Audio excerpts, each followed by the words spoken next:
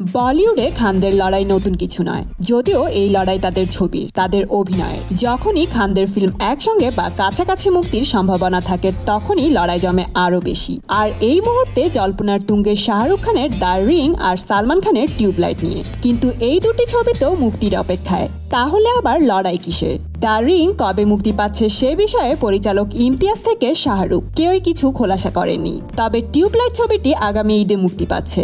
ইতিমধ্যেই একটা রেকর্ড করে বসে আছে সালমানের টিউবলাইট। ভারতে ইতিমধ্যেই টিউবলাইটের ডিস্ট্রিবিউশন সত্ত্ব বিক্রি হয়ে গেছে, যাকে বলা হয় ডিস্ট্রিবিউশন রাইটস। এনএচ স্টুডিওকে 132 কোটি টাকার সত্ত্ব বিক্রি করা হয়েছে।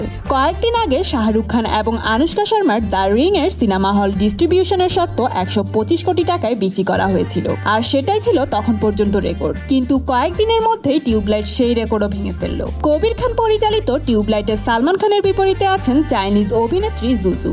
এছাড়াও রয়েছেন প্রয়াত অভিনেতা ওম পুরী। তবে দুটো ছবি যে চলতি বছরে মুক্তি পাবে এই বিষয়ে কোনো সন্দেহ নেই। বহুদিন পরে আবারও ময়দানে দুই খানের সিনে লড়াই হবে। এই লড়াই কতটা জমজমাট হয় সেই দিকেই তাকিয়ে আছে দর্শক। তো বন্ধুরা, আপনাদের কি মনে হয় কে জিতবে এই লড়াইয়ে? কমেন্ট করে জানিয়ে দিন। আর হ্যাঁ, বলিউড সিনেমার এমন লেটেস্ট আপডেট পেতে এখনই সাবস্ক্রাইব করুন স্টার গল্প চ্যানেলে।